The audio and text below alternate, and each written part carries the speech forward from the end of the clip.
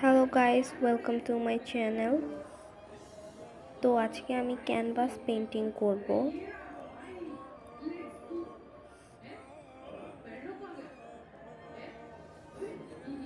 Canvas পেন্টিংয়ে আমি কাবা ঘর আঁকবো 3D ভাবে।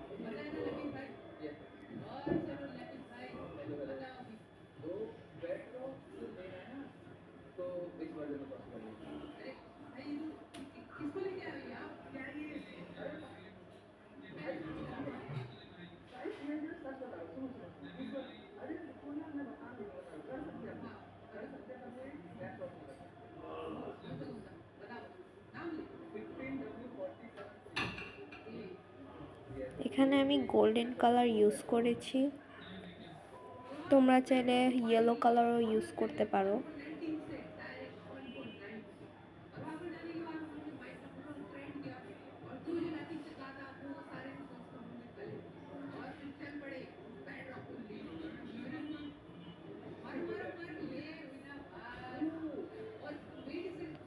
তারপর আমি একটু পানির মধ্যে গ্লু মিশিয়ে নিচ্ছি,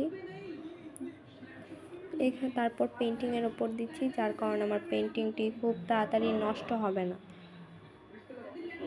তো তোমাদের কাছে আমার পেন্টিংটি কেমন লেগেছে অবশ্যই জানাবে। Bye bye.